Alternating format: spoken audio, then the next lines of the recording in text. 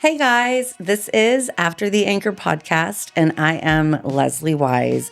Today, I have a very close friend in studio with me, Cody Carlson. Hello. He is here to talk about a couple things, mainly his successful journey to get to where he is in life, how he got there, some of the struggles that he's had to overcome, how he's overcome them. I am definitely going to pay a homage to Cody. You have had a podcast Yes. that you have, it's successful, but you've taken kind of a hiatus from it, right? Correct. What was the podcast called? So the podcast was called Misery Manor, and it started with me and my good friend Emily. We would always watch these murder mysteries or haunting shows together, and we would debrief after. And I was like, we need to make a podcast. And we always talked about it.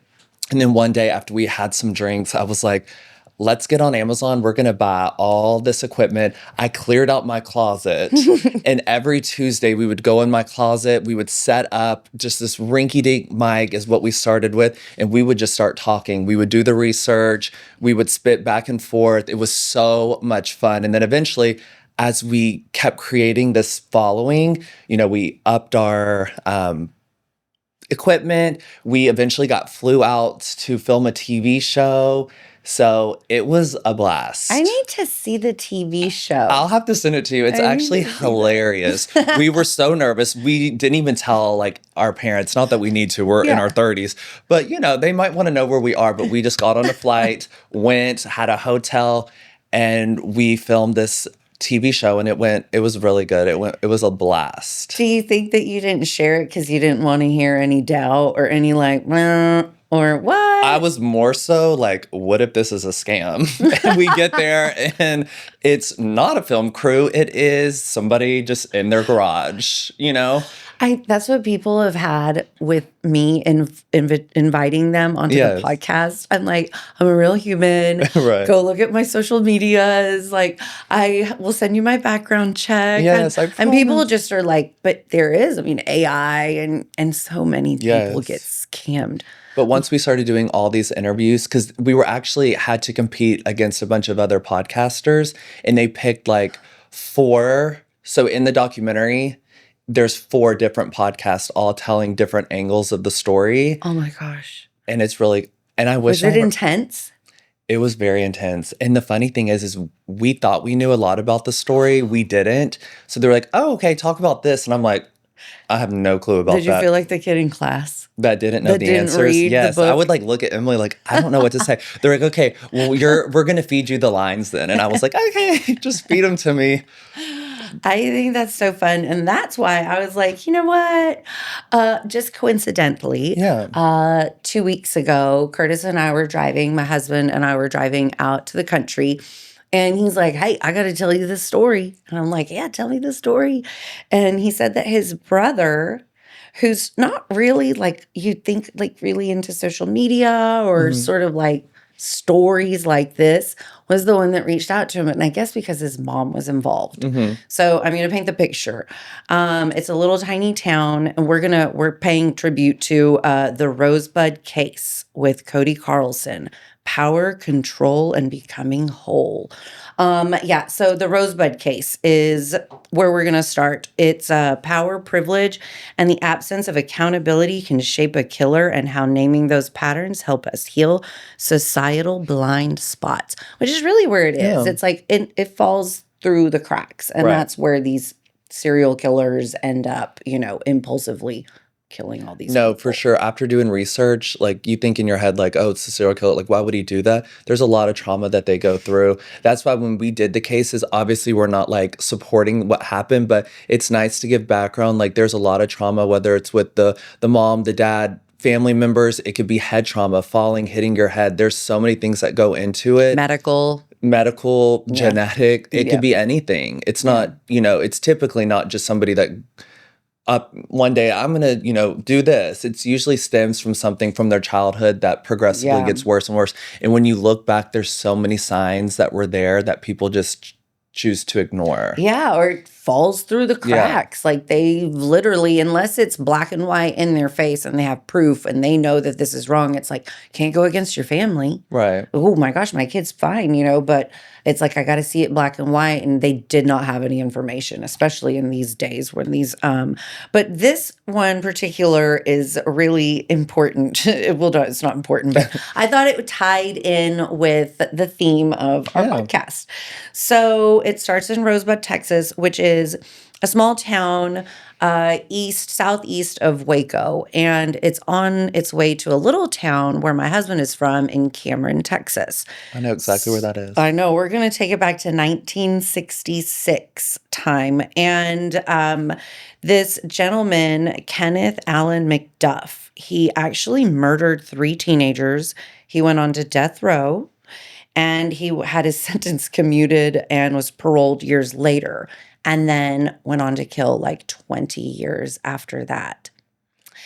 So the way that this ties back to my little situation is Curtis's mother was a teacher in Rosebud. And if I get any of this wrong and the family members know different, you just gotta let me know, and I can come in and fill in the blanks and fix the facts. And so his mom was a school teacher in Rosebud, you know, very little town, maybe one doctor, maybe one attorney, you know, just everybody knows everybody. And this is Curtis's mom. Curtis's mom. So Curtis's mom and his sister and her brother lives there, and her brother's wife. So it'd be his sister-in-law. So that'll come into play in a minute. So Curtis's mom would send out for dry cleaning to have. And this little boy named Kenneth, who was about age 11, would be the one delivering her dry cleaning. And he had very prominent family. They were somewhat affluential. They didn't have they didn't have huge ranches, but they seemed to always get out of like trouble. Mom would always bail them out. Mom was super defensive. Let's just get into what happened. I sent you some of the story. Did you have any chance to look over it? So I did. And you know what's funny? And this, we actually did a podcast over this man, but I literally don't remember anything about it. Gosh, that's so ironic. I don't remember. It was one of our first ones. When I tried to listen to it this morning, and it was cringe listening to it. I was like, you know what? I'm just going to let Leslie get into the details, because I couldn't even follow along with what I was saying. It was one of our first ones. It was all over the place. It was all over the place. That's, so this one might not be any better as far as all over the place, but I'm going to just jump into it the way that I've got it out. He had this pattern of doing things that were not correct, illegal, stealing, fighting. And somehow every time there would be a reason behind it, and it would just get swept under the rug. So he really didn't have any consequences. I think his father was working a lot, not really at home. There were a lot of, societal like markers that they wanted him to, what they thought success looked like in the family for them. And so I guess he had a lot of pressure. Pressure for sure. He did mess with animals. I hate to say they always do, but that is a pattern. And you know what so with his case, I was thinking I was trying to play it out as like, how would a mom just look at this behavior? Your kid comes and, you know that he's done some dissecting on an animal. And I'm trying to think, and I'm like, okay, so the only way that I could think that this would be a way that a toxic mother would look at this as a good thing and be like, he's just a creative boy. He's going to be a doctor. Yeah, he's going to be a vet. He's going to be a vet. He's going to do something in medicine and change lives. And it's like, yeah, he's going to kill them. Right. That's what he's going to do. But I feel like my mom would think the same thing. Well, that's why I went to he's being just a mom. Boy. That's why I did that. Because I was like, where could I have made that one little mistake? The mistake is not telling your kid that they're like experimenting and, when they kill a cricket or they smash a ladybug, that's not where it begins. where the problem was that there was probably no conversation afterwards saying, now I know that that was like something new and interesting and very curious. What made you want to do What made you that? want to do that? Let's probably not do that one again. Right. Or is it, oh, I'm just interested in the anatomy of a frog, or I love to see blood? I love to see. Well, baby, that's two different things. I don't think I don't think that happened, which is where, when you say my mom, I could see your mom with a follow-up like, oh, that's really good. Yeah, because my mom used to tell me when I would come home from like second grade, she would always have to check my pants pockets because I would hold frogs and lizards and things in them, and I wanted to bring them home and show. She was like, okay, honey, let's leave them outside. But I always just had pockets full of animals. I always tell Penelope, if you take them from there, imagine if someone just plucked that. Oh, that's cute. Pluck from the sky, because that's what we are. Yeah. Like a hand. And then I was like, I know they don't have their mom. And so That's what my mom would say was, oh, well, running it can't be with its family. Family. Yeah, you have to run it and I was just like, well, shit. Okay. So that's why we know that like you didn't derail if you'd had like some major trauma. And that was probably, even if he didn't get beat, if he was, called stupid all the time, or don't you know any better, or things like that. Or like, why are you inflicting pain on other things, other animals? Like, are you in pain in your real? It could be anything. Happening. Yeah. I don't think that was happening in 1966 unless your parents were like a psychologist. Right. And even then, it was probably more like theory. They're like, oh, let's write this down. Yes. So he ended up taking the lives of 3 young victims. These young victims were 2 boys, 2 males, ages, I believe it was 16. They were cousins. And then he took the life of a 15-year-old girl who was also with them at the time. And he did some horrific things to all of them. And was any of it was a sexual assault. Okay. One of them was a sexual assault. And then the 2 others were just beatings. And he had a thing about beating, torture, letting them come back. Beating, torture, yeah. Those are the worst. That's why none of there's not a scale, but isn't it masochistic or sadist? It's sadist. Yes, it's sadistic whenever you like to cause harm or inflict pain on someone. Going back to like the podcast thing, like when I would research these, because I spent hours researching, and that is when my anxiety level was at an all-time high. I would go in bed, go lay down and just think about these stories. And then when I would go out in public, I would be thinking about my anxiety. I had to get on medication. Stop. I did. So it was nice to take a little break from it because my life was wrapped in it. I was like the research and all that, and it was just so heavy on me. And I lived alone in my apartment. I would just lay in there like, oh my God, like that story of the girl laying in her apartment, like with the wind, like they're among us. They're among us. Y'all are among us. Yeah. Please just keep watching after the Anchor podcast and we can all heal collectively together and all those rage and anger. We're going to learn. And after the Anchor, we're going to learn that feelings are just fucking feelings. And they last, if you got control of them, maybe 5-10 minutes. If you don't have control of them, like road rage feelings, they last 30-45 minutes. And then when you go back to normal, you feel like a dumbass because you had a temper tantrum with a car. Right. So that's what we're learning here. That's why we're talking about this stuff. We're talking about maybe if he just like learned to have feelings and then be like, oh, in 3 minutes, I won't want to kill this person. Right. Oh, I'm feeling rage and anger at my mother. Maybe I should let this pass before I go hang out with women. Or talk to somebody or express the feelings in your head. Like, or just let it go. Let it. Or just like let it out. Look, Zen. So I'm going to tell you something that you can do. I'm going to scratch my back. Sorry. There's a cleansing thing that I've learned to do in therapy.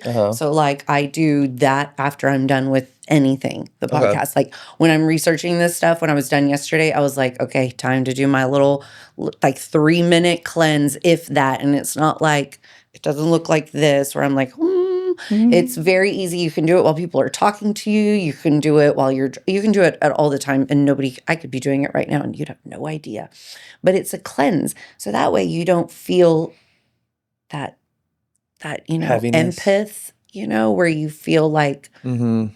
the sadness, Oh, I'm the really heaviness. empathic. Yeah. If someone cries, you don't even need to tell me why you're crying. I'll probably start crying with you. know. I don't like to see people get upset. I know. It's because you have a heart. And I got a heart. So when you hear this kind of story, what do you feel? Like, does it make you feel angry, fear, curious more? Curious for sure. And I almost feel sad, like, for obviously the victims, but for him too, like maybe he didn't have an out that he could talk to somebody or express your feelings.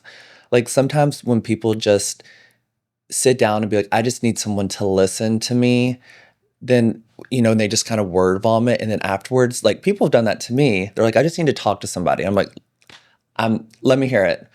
Like even with owning a business, there's, employees, there's people in my other job too that just need to let something out and they just need a listening ear. And then it's almost like a sigh of relief after they let it go. It's like, see, did you just need to talk to somebody? Yeah.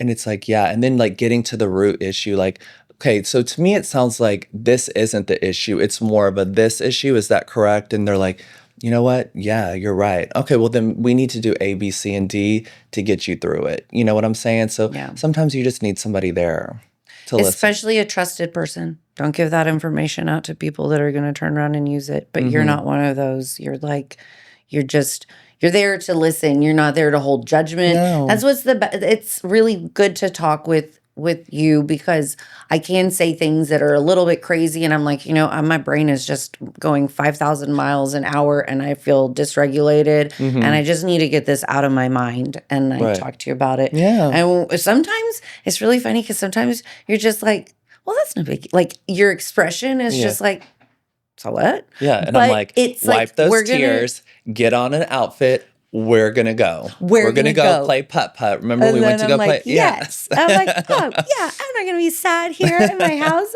I'm going to go play putt-putt. Yes. Sometimes you just need to get in the shower, cry it out, have a dance party, look in the mirror and be like, it's fine. I'm alive. I'm well. I feel good. I look good. Let's go make a difference. Be thankful for the things that we have. Yeah, that's for sure. And that's what's really sad for, Kenneth. Mm-hmm. It's like, I don't want to remember his name. I don't want to give it mention, but you do because there was something that happened to him. People are not born inherently evil. It is created. It is created usually at home. And it's usually not protected at home, which is where you're supposed to be safe. It's where your bedroom is. It's where you eat. It should all be a safe environment, you know. But anyway, so his childhood was clearly built on indulgence because they came from money and he did not have empathy. His mother, she defended every single bad act. Like if the school called, not my son. Yeah, it's your not fault. my kid. The store down the street, your son was causing trouble. Not my kid. Do you think that love can exist without boundaries?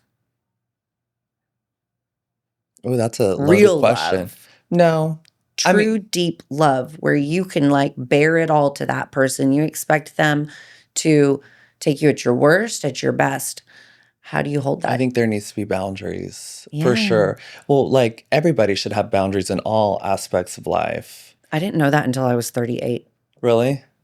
You just let anything... I just let everything and anything happen. It wasn't until I'd quit drinking that one time that because I'd always been drinking. So it was just like, yeah, whatever. I mean, if you drink, I drink every day. So it's like, let's go to the movies. Okay, I can drink at the movies. Let's go do this. And it's like, but my body was like, no, you definitely have to have boundaries. Especially like with your friend group as well. Like I have friend groups now that probably wouldn't have been a friend group for me in my early 20s because it's just I was in a different headspace then. So like my friends that I was looking back at when I was like 24, 20, like that era, I should have had some boundaries because it was they were like bar friends or just going out friends. There was no substance to it. I couldn't call them to have a conversation about how I was feeling. It was like, well, let's just go out and get a drink. And I was fine. Okay, let's go. Yeah, okay. Okay. Are we going to drink into the night? Yeah. Are we going to wait? Like, but now I have like authentic friendships with boundaries. I mean, when a friendship or a relationship isn't serving you, you have to know when to cut that out of your life. Yeah. Especially when you feel, you can be around somebody and just feel And that like, gurgle this comes is up. like, oh, It's I that got to gut get away feeling. from this. That's what they call. Do you know that the gut feeling is an actual thing? So the reason that it's a real thing is because whenever you feel like, so say you get angry and you're like,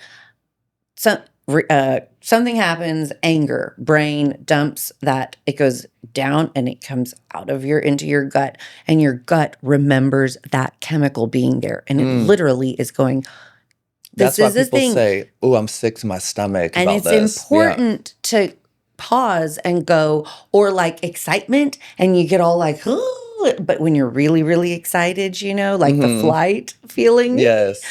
And then, but it's like, whoa, I'm really excited. I need to like pump the brakes. It's like a shot of heroin. Right. And it's like, that's even dangerous to have. But it's important to just pause and go, my stomach's turning. This person, my alarm bells, I didn't even realize it. My brain said, whoa, whoa. Whoa. And then it's like my gut's telling me, but I'm like, no, I'm gonna do that's it. just fine. They're fine. Yes. No. Oh, I don't need to look at that. That was a mistake they made. Right. And it's like, I feel the like you're brain really is good at telling. doing that too. I've learned that in the past 5 years. That's to good. pause. Because you know that feeling when they're like, oh, so-and-so's coming, and you're like, oh, no, please. And then your whole like, now you're not excited. Like that feeling's not fun. So to me, as I get older, I'm like, well, I'm just not going to go then. It's nothing against you. I just don't want to put myself in that situation. I'm fighting it now. I'm fighting that. I'm like, guess what? It's just a feeling in my stomach and it's going to fucking go away in 10 minutes. And I'm not. And I found that from y'all. Did you know that from you and Carrie? Really? Because you guys go to everything, even when you don't. Like, I know what you all were up to the night before, having a party. And then the next morning you're out doing something that, like, I'm going, oh, guys, I'm gonna not be there today. Yeah, because I tell myself, like, well, I'm not going to let this situation or that feeling keep me from going. And I'm not saying this happens all the time. No. But, like, it could be anything. It doesn't even have to be a person. It could just be like sometimes I don't want to be at a certain place. Yeah. Or sometimes it may bring back I don't know, it could be anything. But I usually am like, Cody, don't let that keep you from going. Because you were excited at one point about going. So just go. But your gut, he said, hey, whoa. Or this be careful. Or hey, when you go, do this instead. Or maybe you give yourself boundaries and you stay for an hour and a half. Pause and try. Yeah. Pause and you might have fun. So half the time I end up having a blast. I know. That's what's like, you have a blast no matter what. Now, I don't know what happens when you walk out the door and you get in your car and you're driving home, or once you get home and you're washing your face and you're having that talk with, like, I don't know what that looks like for you, but for me, I have that for sure. Like sometimes when I've done it and I'm like, great job, you did a great job. And then I'm like, and this is all the stuff I would have done differently. If I'd been stronger, I would have done this. Yeah. But no, just for, I didn't know. You don't have to do it too. No, I usually am like, okay, I'm glad I went. I love it. We just like ventured off, but we're going to go right back at it. Of course. The two, there were the three victims. Let me rephrase that. A 16-year-old, a 17-year-old, and a 15-year-old. And they were cousins. He had a death sentence. Okay. They sentenced this man to death. And because there was an accomplice and his family had money, he was able to get more information out on his accomplice, and they reduced his life sentence or his death sentence, and it was commuted to a life term. And of course, he was later released because, you can put on an act, especially back then in 1966. Can you imagine? You're a white man in prison from a tiny town. You got affluential parents, and you're like, put on the good moral compass, put outfit for, 3, 4 years, 5 years, whatever. And then they're like, this is a good moral citizen. And that happens. Probably never had a psych evaluation. Maybe he did. Maybe he did. Maybe they all did their part and he just. So now he's a free man. He's a free man. What do you think is the difference between remorse and performance? Oh, gosh. Remorse and performance. Well, remorse, I feel like you have to be empathic, right? Or you have to feel remorse. You have to feel. You have to feel. And performance, do you just mean like the act of doing it? Oh, some people just go through the motions. There's no gurgle. No, they don't have that inner, hello, this isn't good. Yeah, the muscles aren't vibrating inside. There's no like racing heart. I could pass a like car wreck on the side of the road and my body's just like, say a prayer. Or yes. I pray for the families. Or, oh my gosh, like send your mom a text and just say I love you. Like something like that. Then don't text while you're driving. Well. You're like, Surrey. I'm like, Surrey. Right. Please send mother text. But yes, just like that's my inner. Vince. But send mom a text. Yes. Or Penelope. But yes. So I guess that's like, it's feelings or just performance driven. Some people just don't have that that little inner person that talks to you and tells you, don't you do it. Do you think that some of the worst people are always really polite at first? Or do you think, have you ever met a person that is really like, oh, and they were like that from the very beginning? I'd admire that.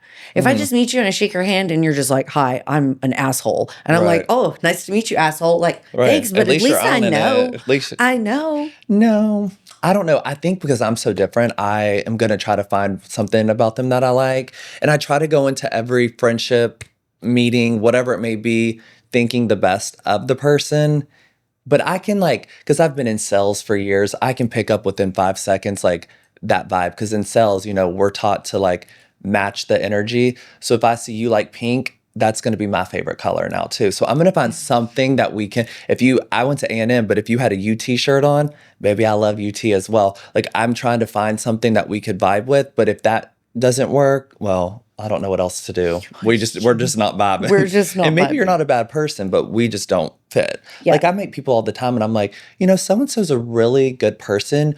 We just probably would never be friends in real life. And that's okay. We just have different, Do you ever notice that they're at different stages in their life? Oh, for sure.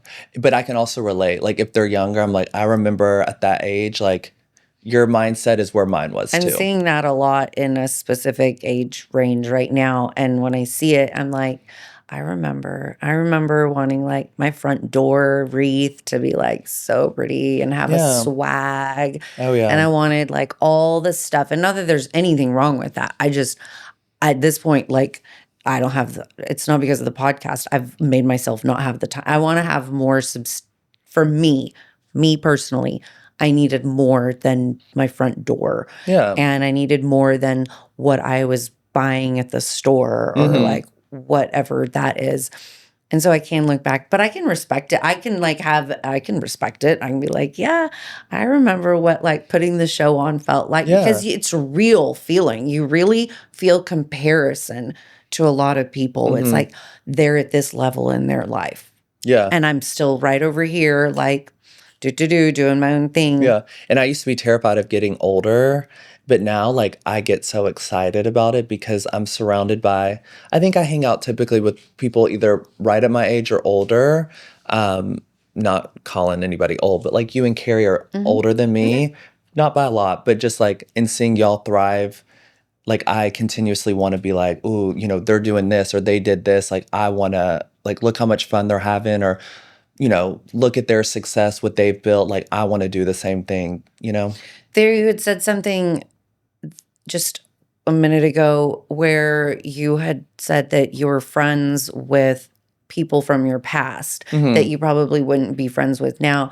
That's what I've said to Carrie. And I think she probably gets it because now I've said it to her like 2 or 3 times. But if I had met Carrie 7 years ago, even 6 years ago, oh, it would have been messy. I was messy, but I didn't have the maturity to handle this adult, your relationship, your friendship. I've had very few friends that have been able to navigate my growing up through from the very beginning of the, like when they met me as a train wreck and like total fun party Leslie, like down for anything. And then they were helping me navigate like the psychotic, like total like meltdown Leslie. And then now they're with me on the other side, but there's very few. And I'm just really thankful that I have the knowledge and the tools that I've used over the last so many years, because I'm very thankful because I value our friendship like so much. I think more about friendships and what they mean to me and how precious to take care of them are. And it's not that I didn't in the past. It's just different, It is different. You grew up, and so you grew up, fuck you. Oh, shut the fuck up. And oh, you dumb bitch. Because you were like that when you're 15 and 17 and 21 and 25. And then I don't know, for me, I couldn't do it anymore. No, it's draining. Because it was like that with only some people. And then some people, it was like, I don't want to be like, oh, you dumb bitch. Shut up. I love you. Right.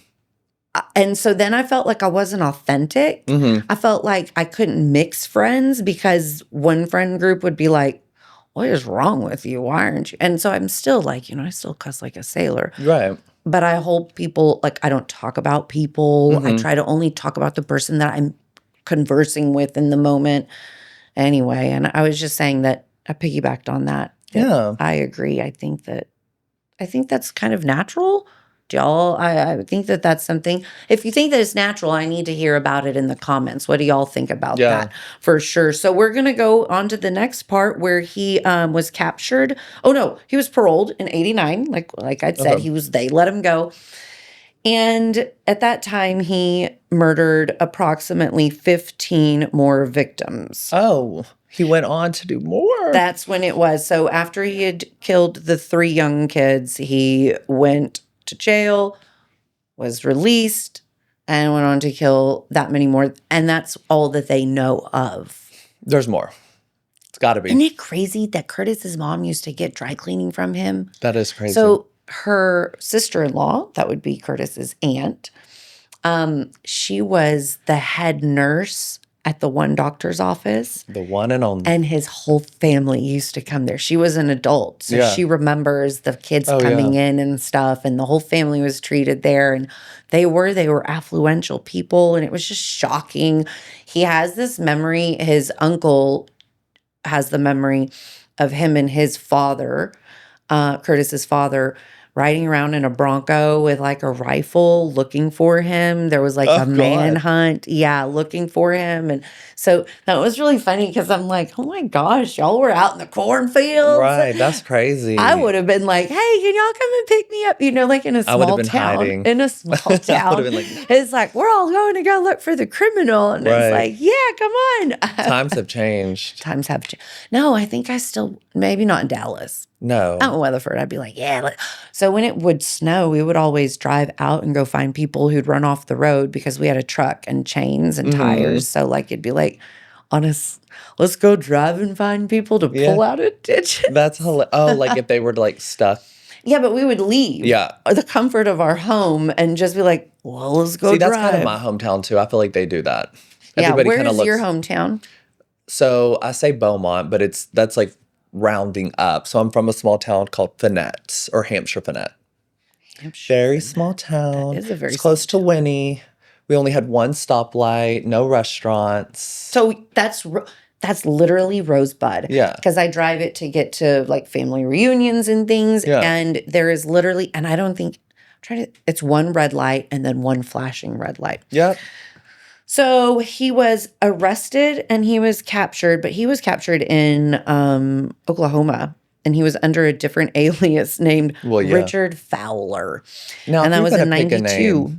What? Make it fun. I know, right? Like, make a fun name. What would be a fun name?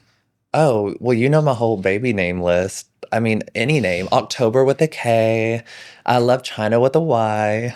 I do like that. But are you joking? I Because you love do.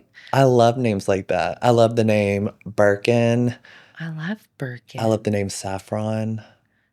Now I feel like you're joking. Electra You do with a that. K. You do. I like Electra, See, though. There was yes. Carmen Electra. Well, there's not an Electra There's not an first name, Electra first name. except Angie K's daughter on The Real Housewives of Salt Lake City. Is she Her name's Electra? her name's yeah, Electra That's with a K. interesting. I love Anyway, it. I love it. I think not everyone becomes a killer, but many of us carry the seed for control. And I know that I think that with my own feelings of anger and rage, if they were in the same category as my impulsivity to self-loathe. So my impulsive behaviors to hate myself overpower everything and anything. I can cut myself down as soon as we're done with this podcast and I've done something really hard. You're like, great job. And then and I will just self-loathe. I will hear everything. So I can see that if my anger and rage feeling state was that impulsive, to immediately be like, no, that'd be dangerous. so you're saying after no, your thoughts will go like, well, you probably looked awful sitting in that chair, not like things like no, that. things like I think mine are just doubt on whether It was good. whether what I'm doing is of value or of meaning or if it will really help other people. So kind of like imposter syndrome a little bit. Yes, a lot of that, but when you don't really have any sort of like education or any career path, I think you do have to jump into I imposter have the syndrome. opposite. Okay, but that's what I because pull I from you. will teach like a Pilates class and be like, God, that was so good. And I will think it's the best. Your but mom then I'll did a be great like, job. but then like I'll see old videos of me teaching and I'm like, oh, what the heck? Do you get embarrassed? No, but I'm like, wow, I've come a long way. But I don't let my mind go to like think bad things. How do you think who do you think taught you that? Probably, I don't know if it necessarily somebody taught me. I would just say like my mom was very supportive growing up. Like she let me do, or she was all about, well, I'm going to let you fail or I'm going to make you look, not make you look a fool, but you want to do that with your hair, that blue and red, do it. Do it. And then you're going to look back and be like, God, that was an awful choice. But she never was like gatekeeping anything from me. She let me kind of express myself how I wanted to. That way I could learn a lesson. And she always, like, she would tell me things growing up. I'm like, Mom, you don't know. But now looking back, I'm like, she really knew. She really did know. She knew. Because she did all the experiences. She's like, I've been there, done that before. Not everything, but, you know. How it's so weird. And then it's like all of a sudden the veil comes off and you're like, whoa. I guess it's as we grow up and we fuck up that we're like, oh. And then they're like, yeah, it's fine. I did that too. And you're like, oh, you're human right. too. Like you're not all this hierarchy, like, like, no, yeah. Yeah. It's funny. Excuse me. Do you think control is ever about power? Or do you think that sometimes control is about fear? I think I think more so it's probably fear. Fear of, well, it could be power too. I feel like my control is not power. I love to be in control, especially when it comes to like work, because I know that I'm going to do it the best. And my brain has always been like, I'm a go-getter. So I have a fear of letting somebody else do it because I'm like, they're not going to do it as good as I can, or they're not going to have they're not going to give it the attention that I can give it. So I guess mine is more of like a control thing, but not a power. But I do at the same time, I like being in control, but I'm always told myself like, I like to be a leader, not a boss. Like if I'm going to tell you to do it, I'm going to be right there with you. I'm not going to be like, you do this and then sit back and just reap the benefits of it. Like I'm going to show you. Here, this is how you scrub a toilet. I'm scrubbing a toilet. Come watch. This is how it's done. If you need help, ask me again, but Right. we're going to get it right and you'll be Right. scrubbing toilets. Yay! Yes, but that's So exactly mine's what a it little bit was. of both. I like to be in control of it because I know I'm going to give it my all. But power, I don't enjoy being in power, but I'm like, as a boss standpoint, whether it's in any aspect of my life, I like people to know, like, okay, Cody said to do this, or Cody's serious about this. We need to do it. Yeah. We need to do it right. Yeah. Yeah. It's important to him because they've seen you do it. So they know that it's important to you. Yeah. Yeah. We're going to jump into, so we did a sort of a little vlog tour of downtown Dallas. So we did it with the Dallas Terror Tours. That So was fun. so much fun. I went home at night and I was like, I want to do it again. And I'm like researching all these places that we could go to next. It was so fun. I know. We're going to find we're going to do this bridge. I don't know the name of it, but I'm going to get. Is it that goat bridge? It's the goat bridge. It's on the way towards Denton. It's over. So if you look on a map and you look up Denton and the goat bridge, I think we're going to take our ghost tour hunter guide that we found, and he's going to take his like meter reader and or whatever, like the ghost tracker. What are the EPM machines or whatever? EF. I should have done my sort of acronym. I know. So on that tour, we found out about some pretty horrible, especially one for sure. There was one, the stuff at the hotel, I just wasn't going to really go into just because there's so much information that I couldn't find. But there was some stuff. You'll have to watch the vlog portion of Cody's podcast because it's just straight up terror tour and you'll get to go along the tour with us. It was so fun.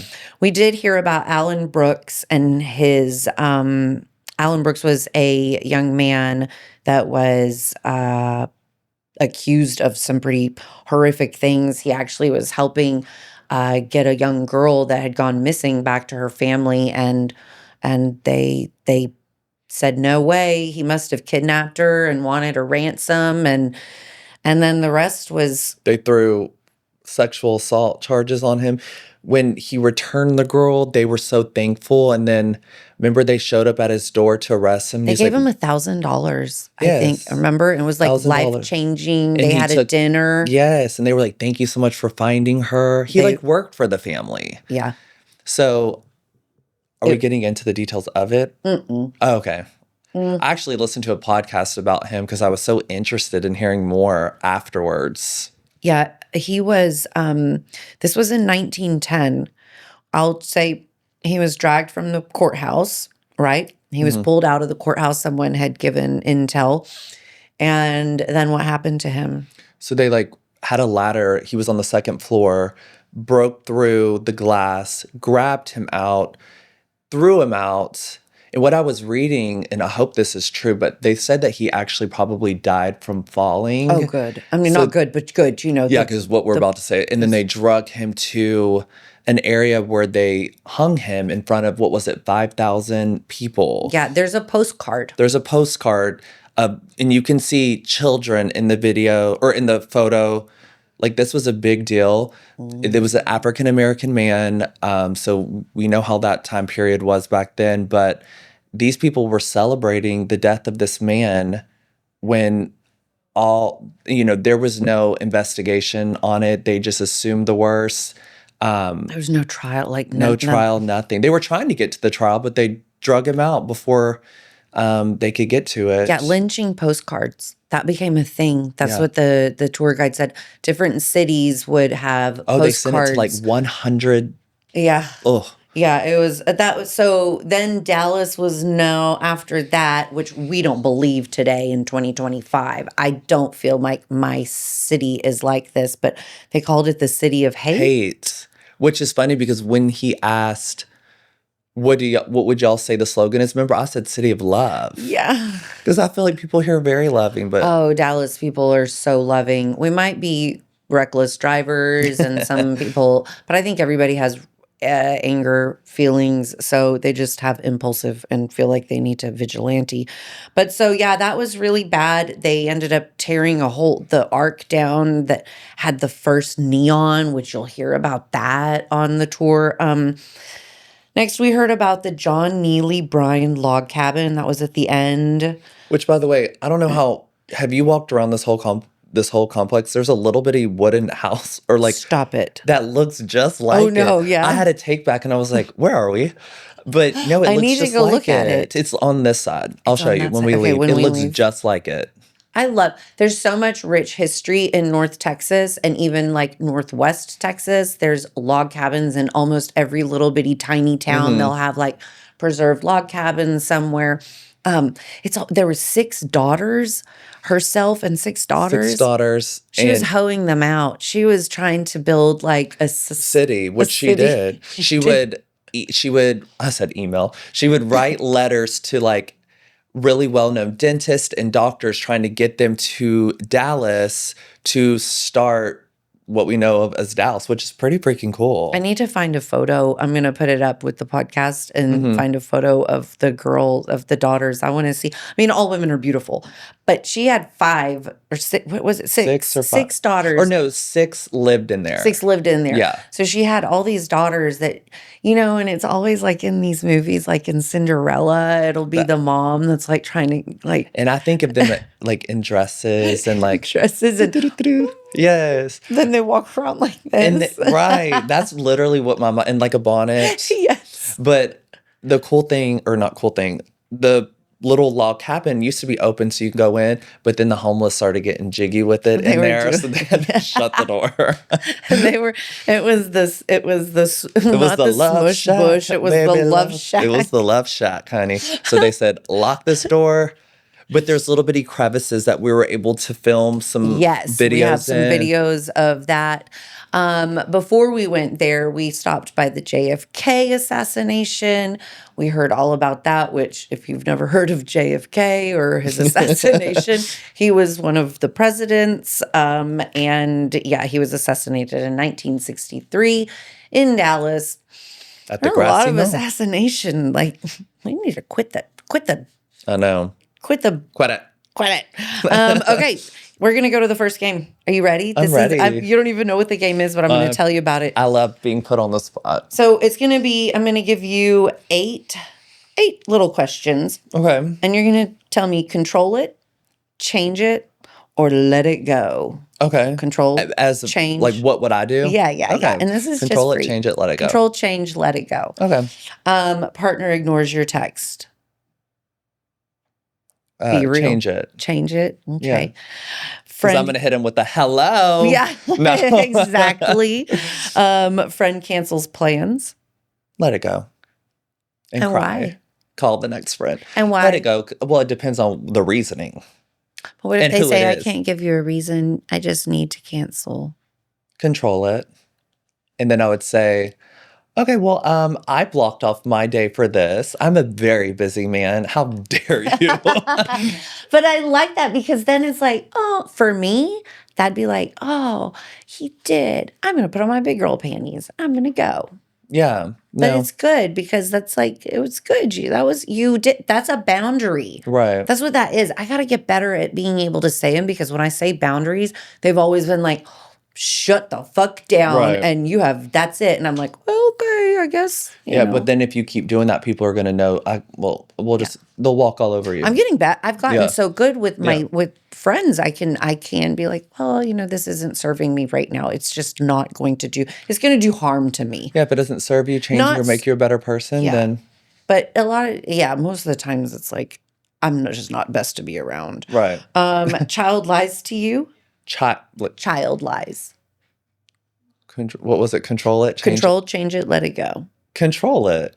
You're not going to change it? Or change it. I'm going to take control of the situation. I'm going to change it. Good job. Oh, yeah. So you are a take charger. I love that. You're not just like controlling it. You're like, no, we get a hold of the situation and then we change it.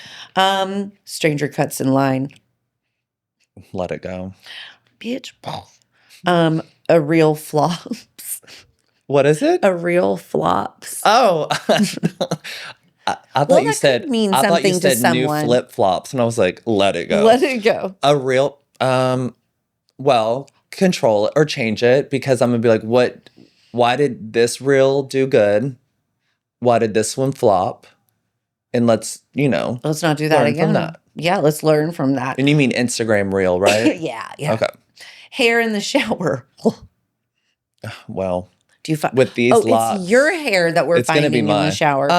Let it go. Let it go. Or find some new hair products and be like, why is my hair falling out? Dallas traffic in July. Well, I can't change it, so I guess I'm gonna let it go. Business idea gets copied. Control it. Oh. You don't find it as flattery? I do, but then I'm gonna be like, okay, so they thought that was a good idea. Well, we're gonna take it up a notch We're gonna take it then. up a notch. You're just like, let's just give it a little bit of steroid. Get a little bit of spice. So you show up for a podcast and the host makes you play therapy games. Control it, change it, or let it go. Control it. Okay, we're gonna jump into this portion. Did I pass? You did pass. You did a really good job.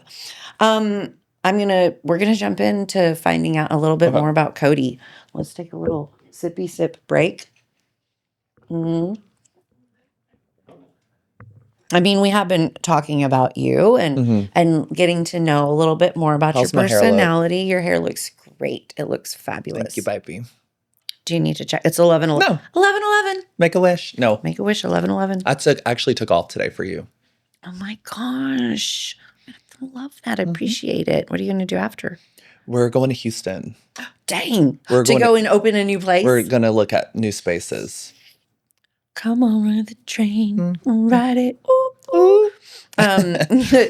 So you guys might know him as the Pilates King of Texas, or soon to be the Pilates King of Texas. But beneath that confidence is curiosity, humor, and a heart. Cody Carlson, you are you transform people's lives with what you are doing. You show leadership in both in your professional and in your personal life. I know this. And it's really funny that this is here. You turn control into creation. Yes. That's what I've gathered on you and it's really funny because all of that just kind of played out into that little very sentence that coincidental. What's something people assume about you that is not true? Always. Like you've literally I wish I could tell y'all that is completely false. I think there's two. Personally, I think people think that because I have a very loud personality, like I'm very over the top. And, I like big hair. I like to hang, like I'm always, and I talk a lot. And people take it as like he is a know-it-all or he wants to be the center of attention. And that's not true at all. I love to, I wouldn't say control situations, but I like to make the best out of everything. I'm busy. So if I'm giving my time to a certain party or get together, I'm going to make the most of it. So I'm going to have fun. I'm going to be loud. I'm going to dance. I'm going to be the first one. Who wants a drink? Like, let's have fun. And some people take that as, oh, he's way too obnoxious for me. But that's not the case. I mean, at the end of the day, when I go home, I don't watch TV. I'll read, I'll get ready for the next day. So I go home and I shut everything off. I prepare. So everything I do has a purpose. It's never, me being over the top is never like I'm trying to outshine anybody. And it's been that way since I've been in second grade. Like we had dinosaur day at school and we were supposed to bring a little figurine. And I was like, I'm going to take it up a notch. My mom made me pterodactyl wings. I had a tail. I had everything. I've always been that person to take it up a notch. And some people find that very like, ooh, like he's doing the most right now. But it's always worked in my favor. Me too. I do that with my kids. For them, with their stuff, they'll be like, I have a school project. I got to do a poster. And I'm like, okay, but let's put some like Christmas lights in that. And like light it up. And Penelope will be like, or they'll say like, this is good. And I'm like, we need like 3 dimension on that. Yes. Like even in college, like we would, the professor would say, write down on a piece of paper your group's going to present. I would get my group to come to my house. I'm like, we're doing a performance. You're going to wear a George Washington wig. We're going to have a PowerPoint presentation, and we're going to go all out for this. So I guess people could say I'm a little extra in the best way. And then going back to professional career, like, especially like with owning businesses and stuff, I think a lot of people assume that I'm here to make bukus of money off of it, when a lot of people don't realize what I'm doing behind the scenes to set everybody else up for success. Yeah. So like if we had a long, busy day, people don't know that I'm there till 10 p.m. at night, mopping, making sure the machines are organized, everything looks good. People don't. You're preparing. Yes, people don't know that. And well, some do, but some people don't see everything that we put into it to give it what it is today. That's amazing. Yeah. I'm going to be using a lot of the stuff you talk about today. And that's what I love hanging out with my friends for. When did confidence stop being armor and start being peace? For me,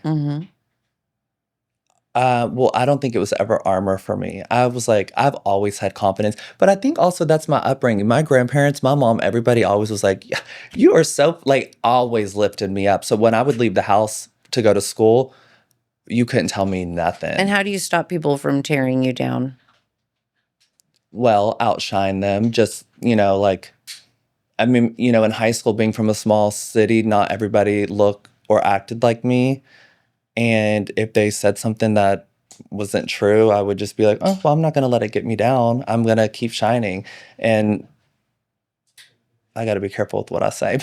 Yeah. I'm take your time. Probably one of the, going back to my friends in that small town, I might be one of the only few that actually left that area to make a name for myself. Yeah. Well, and that's okay. There's people who want to, Not to downplay anybody there, but like I've always had in my mind, like you had a mission, you had a goal. I've had a goal since you had like a mission. second grade. Yeah, you had a vision on your life. You saw what you knew where you wanted to end up. Yeah. I knew you're figuring out how to get there. Yeah, I knew from an early child, like I have to make a name for myself somehow, some way. I don't know what it is. That's God. That's God giving you something and saying, take this, you're going to do really good things, and you're going to like spread this positivity among a lot of people. Yeah.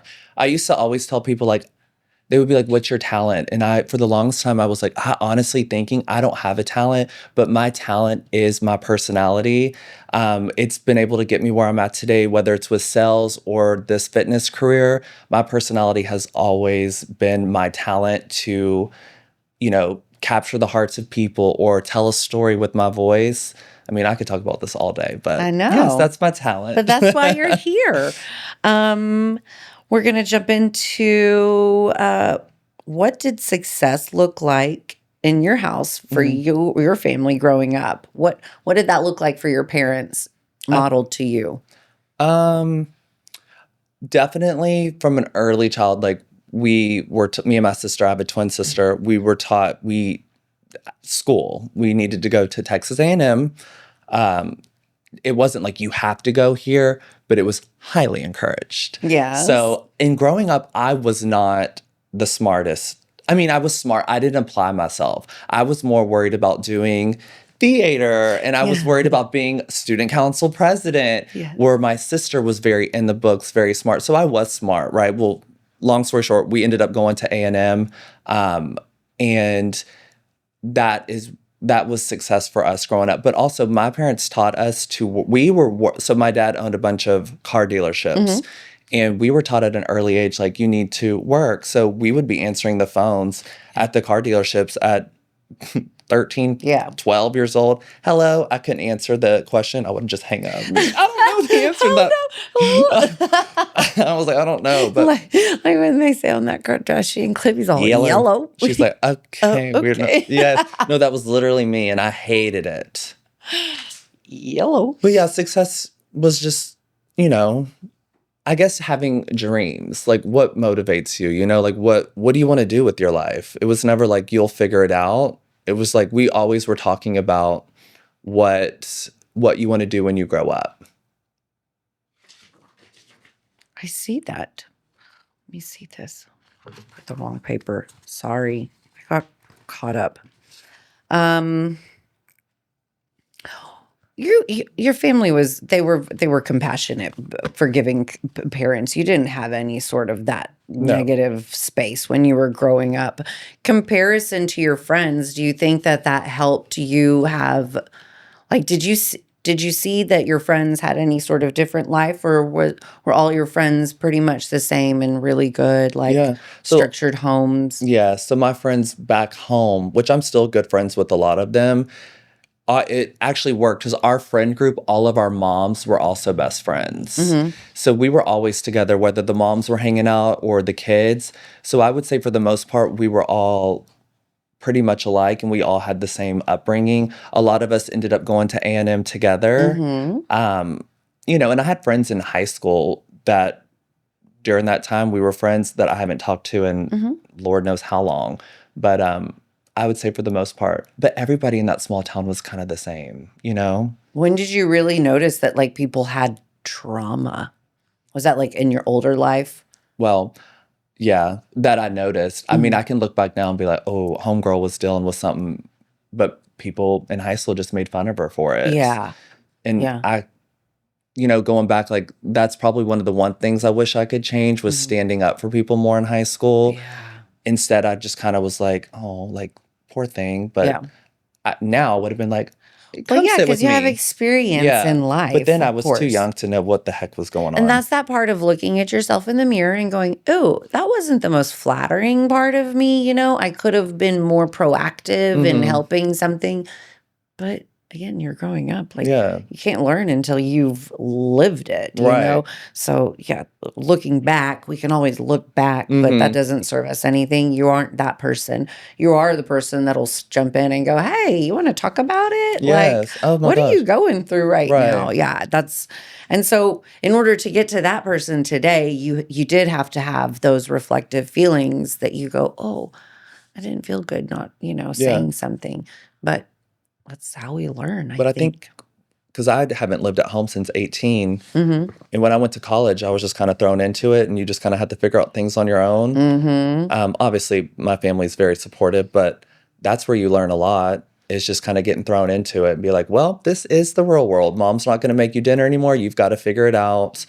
You meet people from all walks of life that have experienced things that even make me go like, whoa. But I love to hear it. I'm always an open ear. I like to hear stories. When you were growing up you were in high school, when did you notice that you were developing feelings for other sexual like men or women? Mm, What did that look like for you? I think that was early on. That was That was well more before well that. before. I've Mhm. always known, but I think when it hit was probably, what is it, sixth grade when you start doing like sex ed or whatever. Oh, yeah? And I was like, "Ooh, I don't I think think I we like." had that in 6th grade, but we were not listening. But remember, they just show you one video and then they're like, "Okay, we We good." did not. We had it all in the cafeteria together. We just had to watch a video, And a girl told me that she had a bush, I remember. And I not the was like, bush. I do not want, I was like, what? I I was don't also want to very know. prude, like very. Yeah. So like, I was kind of like that too. Like, "Ooh, Yeah. I don't I want to was hear like, I it." don't want to talk about nakedness. I don't want to talk about any of that. Ooh, No, but like our gross. high school too was not bad. Like I remember one time at a party, like our high school, like I hear about people doing drugs and drinking. Our high school's not like that. I went to a high school party one time and I remember a condom fell out of a guy's wallet and we all had to go home. So we weren't like, maybe towards the end, but it wasn't just like a known thing that, oh, she drinks a lot or they do. We were very cookie cutter, I think. Yeah, no, I think that's a normal, that's what I hope for my child. Like, I Yeah. hope Penelope's like, yes, we had a very cookie cutter, the Yeah. goal is to not inflict trauma in your life. It's not like like, hey, look, we've got Yeah. trauma. So I think that's whenever seeing, because I don't remember having real like desires to get to know, like, I mean, I had crushes on movie stars and Yeah. stuff. I think that's where I would be like, oh, he's my favorite actor. Same. And that's where it was. But I don't really remember feeling sort of like, hey, I like this person. I like that person. Because quite honestly, I mean, I had girlfriends, but I I more so liked, wanted to be their friend. but I also wanted to be like Gwen Stefani's girlfriend. Yeah. But so it was kind of, I don't know, it was just, I had sexual trauma growing up though, so that really just totally fucked it up for me. Yeah. But uh, you knew very early on. Yes, but I didn't express vocally until college. When I had the Oh, right. so when you were in high school, you didn't But like you didn't let I on, didn't but your friend I friends didn't have to knew. let it be known. Okay, Yeah, I was wearing blue contacts. I had my self tanner on. My hair was always perfect. And yeah. I've seen your older Instagram pictures, and Yes, you commented whoa, on one the I other day, know. and I I was was like, like, well, this is random. well, I had to do a little research. I was going Yes. back and scrolling, but you haven't changed. The only thing that changes is your hair. And my lips. Yeah, but And my uh, teeth. And my but cheeks. and your cheeks, but you have like the same youthful. You have your same youthful look. Well, I've been getting Botox since 21. Well, that's the freaking ticket. That's it. That The was the fountain of ticket. youth. It's true. They say, because those muscles are not being used. Mm-hmm. They're paralyzed while they're under Botox. Yeah. So if they're not getting used, they're not wrinkling the skin. No, they're If I not. could be jealous. You look I wish I'd amazing. started it when I was 21. Remember that one situation? My lip dropped. We're not going there. Moving on. We're gonna was there anything about college that you felt, was super impactful for you? Did a lot Yes. of people really think I don't need to go to college. I've seen a lot of people don't do it and then they end up going back to I college. loved They don't have the college. ability. I loved it. Can I go into a story? So Please my do. first year of college, awful. I was so homesick. I would drive home every weekend.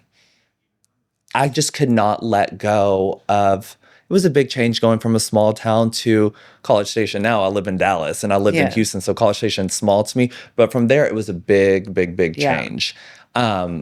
So I would go home every weekend. Every weekend. Mm-hmm. Didn't drink in college my first 2 years. I didn't drink till I was like 22. Yeah. On my 21st birthday, I went to sleep and my mom was like, I brought you a bottle of vodka. And I was like, ooh, I don't want that. So then I met my amazing best friend. Shout out Kyla Spa. She's Kyla Johnson now. I met her in one of my classes. And the minute she walked in the door talking about someone's like, when your heart sinks, my heart sank, but I was like, I have to be her friend. She had this over the top personality. She was fun. She was so cute, bubbly. Met her and she was like, hey, we're doing a study group. Do you want to come hang out? Because she was from my hometown, but at like a rival school. And her husband now went to my school, so I kind of knew her. She was like, we're doing a study group at this place called Coco Loco. It's BYOB. And I said, oh, I don't really drink.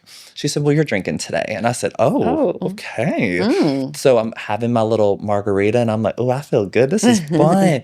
And me and her became best friends since then. She was the first, not first, because I don't want to, but she was the friend that actually could like pick up on things and be, let's talk about this. And she has like her story growing up, very interesting. Like she is just a survivor. Like she's amazing. But she was the first person to be like, talking to me about like, why did you do this? Or how do you feel about this? Or like in college, She was intuitive. I needed somebody like that. And she was like, you're not going home this weekend. We have this plan. And then I started hanging out there on the weekends. And then my mom was like, are you ever going to come back home? But me and her just hit it off. She introduced me to all these new people and that I'm still friends with. I'm still friends with her. But yeah, no, and then that's the first person I came out to. And she was like, okay. She's like, I knew that. And I was like, oh, well, period. Let's just keep going. But no, she's great. And she comes from like a lot of like I'm not going to share her business, but She comes from life. She comes from experienced trauma, life. like all sorts of amazing things that she's overcome. And she is just this boss woman now, like killer. Yeah, I gotta follow her. She's amazing. Her story, she could just go on for she was in the foster system for a while. Like, she just has really cool stories, but she took nothing and made it something. Yes. Yeah, and I always looked up to her. I have a friend. I have people in my life that I know, and even kids that I watched growing up in the foster care system, coming out of it, and like That's why I'm inspired. It's not the story. It's not, yes, the story matters, but it's like I take their information and I take Yes. their And wisdom. I'm like, she was never sad about anything. She worked like 3 jobs while doing college. Yeah, And she had a I would go visit her. She worked at Tiki Tan. She would let me tan for free. of And my mom course. would be like, okay, while you're on your way there, bring her a baked potato for lunch. Because she knew like she was working so That much. She was would always bring nice. her stuff and Your mom we taught you to do that stuff. yes, and I get more excited about giving gifts now, but you know how I said that when I saw her, my heart like fluttered because I needed to be Hmm. her friend? The exact feeling happened when I saw Carrie for the first time at a party. That same feeling took over, and I Yeah. was like, I have to be her I have friend. to be her friend. Have to be. There's no negotiation. I have to be her friend. So you got the same flutter feeling. I did. That's a soulmate. And I met her the same day I met Josh, my That's a partner. soulmate. Mm-hmm. I love it. That's a really that I didn't know that. Yeah. I did not know that at all.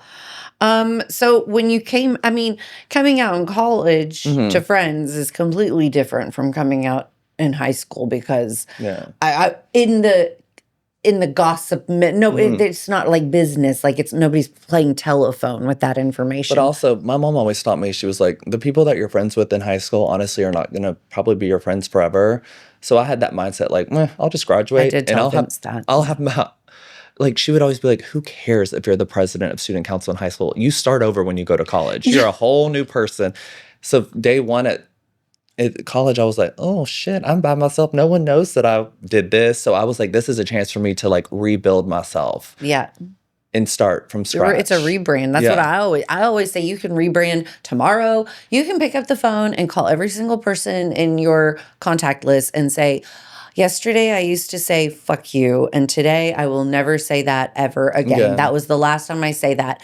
And you either have to jump on board or not, because you don't have to do anything different. Right. As long as you're not requiring people to do something different, you can change. And it's really funny because a lot of people will be like, well, that's, you find out really fast how Yeah. many people are cool with you wanting to change. And Yes. so that is kind of fun. I always encourage people, you don't have to like have some life-changing event like college or, a divorce. You don't have to get divorced to change your life too. You can change your life and just see if your spouse will jump along board with you. So Exactly. it's just life changes. Let's look at corporate Cody, shall we? Shall. Just for a Let's tick. do it. Um, Corporate Cody CC. corporate Cody, are there any skills that you take from your corporate career that you like? Are there? How do you not get burnout? Let's just easy the question. How do you not get burnout? A lot of people don't know this. Cody you have My a many full, jobs. yeah, many jobs. I don't even know, because Carrie's is more than just, it's just more than one because of the locations. Right. So And luckily we have an amazing staff of like studio managers and stuff that I'm really not in the weeds with that. I can't help but get involved because there goes back to my yeah, control. But my day to day, I'm in sales for a large healthcare corporation. But I honestly, Leslie, I don't get burned out because I genuinely love what I do. What is that saying? You never work a day in your life if you love what you do. And I honestly, the Sunday scaries, never get those. I actually look forward to my work day. I have an amazing team at my professional job. Love my boss, love my coworkers. Love, obviously, everybody at Carrie's too, and thankfully I don't have to be that involved with Carrie's, but it's great. I don't get burnt out. you created a life that you want Yes. for yourself. Was it easy? No, because I've been through the jobs where you get the Sunday scaries, and baby. Have you wanted to like ever just quit it all and go, I don't want to do that? Probably not, because you don't get the Sunday scaries. Yeah.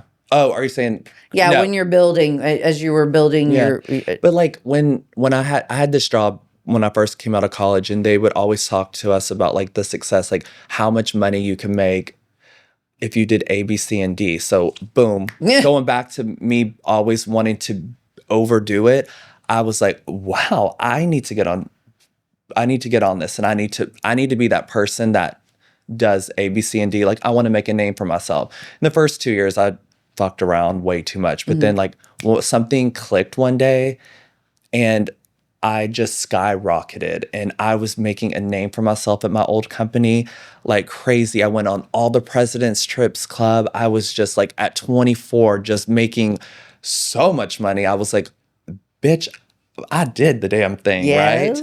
And it was great learning experience, but I got burnt out.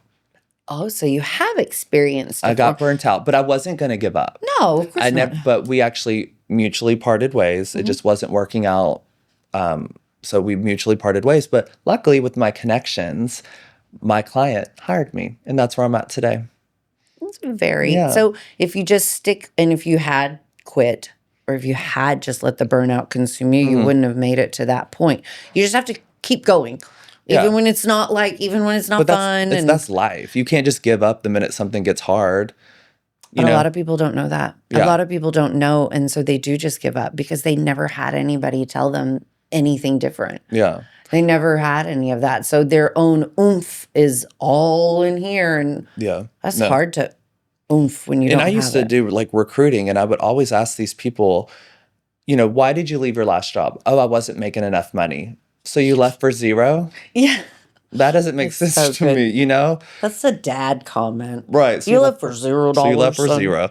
No, but like I wasn't gonna give up, but I was just like to that point where I was like, oof, I gotta find something different. This isn't serving me You had anymore. the Sunday scaries on that one. Yeah. Oh, shakes and just like not that it wasn't toxic. There was course just not. so much work to do. Yeah, it just was affecting you. It doesn't Yeah. matter what. I mean, you have like clearly a bazillion more workload. Yeah. It's just you feel a purpose in your Yeah. jobs now, whereas Yes. maybe you didn't see you No. were just in the rat race. But in what I always say is, like in my current job, they would always be like, where did you find these amazing skills? It was from that job that I was overworked. Not overworked, but my first job, I don't want to say the You were names of the pushed places. to your I was limits. pushed, but I found the amazing, I learned how to make it freaking happen. There wasn't a rule book for us. I learned how to make it happen. And so I took all of those things, and that's what has made me the great salesperson, business owner that I am today, from just trial and error and just getting, I call it baptism by fire. Go in there and do it, and you'll learn quickly. I mean, that is like exactly what's happening right now with me in this whole podcast. Like everyone that's watching in these first few episodes, like I'm just here learning with my friends that are nice enough to come and entertain this idea of me interviewing. And I am scared to death every time I do one of these. My heart's racing. I don't feel confident. And then I just go, you know what? Those are those negative beliefs that you have. It's 2025. It is not 1989, 1997. And those negative beliefs are part of a past that you let go of. Like all of that past is let go. You've built this new life, and you've got to just not quit it. You've got to just see it all the way through. If you can dream it, you can do it. What is it? I'm believing that now, You have to. I'm believing it. Because like when I first did the podcast, I told Emily, I was like, we are going to make a name for ourselves. And she was like, oh God. Not that she was negative Nancy, but she was like, I thought we were just doing this for fun. I took it so serious. I was like, we're getting on TV shows. I promise you. And I made it happen. I never wanted my name to be attached to something that wasn't successful. I think that's good. That's called manifesting. That's what people say manifesting is. It's like I have the podcasts at this marketing production company here in Grapevine called Nerd Studs. And it's kind of like what I say whenever I have the little, like when we're talking about like my creative ideas and things. And I'm always like, I have no idea what I'm doing, but it feels right. Yeah. Like, this is like, I can't be here on my own fruition. There's some force that is driving me to do this. That's passion. And that's it. Yeah. I've never experienced that in my 43, like, I love that though. That's how I feel too. Like when I teach the 5 a.m., who wants to work out at 5 a.m.? But People do. But I wake up and I'm like, there's 18 people that are depending on me to give them the best workout. Yeah. or, not everybody can move their body the way that you are showing up today to do it. So like my classes are not easy by any means. I want them to be They're hard. hard. But what I always tell them is the moves in these classes are going to remain the same, but it's you who shows up to make the difference. So if you've been, consistently dropping to your knees for a move, today's the day you're going to pick those knees up for 10 seconds. Get Little that bitty, ass up. yeah, little bitty small steps is going to make the biggest difference.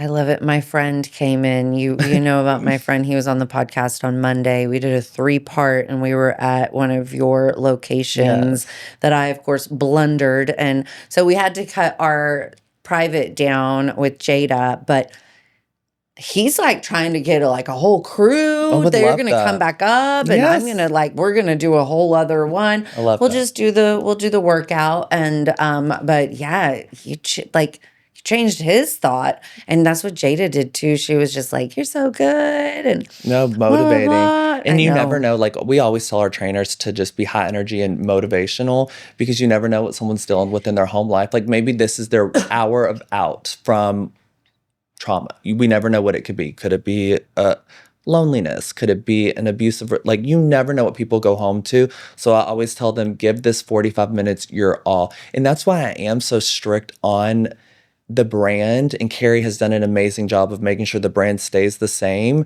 because we want this environment to not just be a workout. It's more than Pilates. It's a community, it's family, it's a workout. It's a place that you can go to escape from whatever you're dealing with on the outside. You come here and you've got front desk staff that's going to greet you. You have an instructor that's going to support you, that's going to know you by name, that's going to embrace you and make you feel strong. So I think that's like my passion and purpose for doing all this. It's not just to own a business. It's like, you don't know how many people's lives you're impacting by getting them on their health and wellness journey. I know that it was when you opened Carrie's in Dallas, your original location.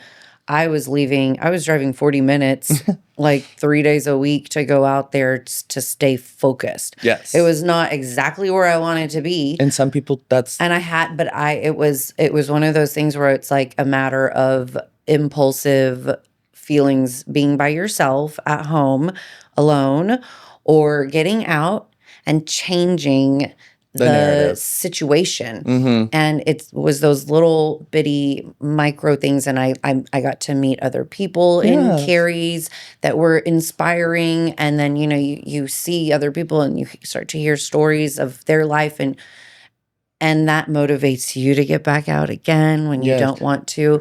Carrie's is therapeutic. You don't feel false.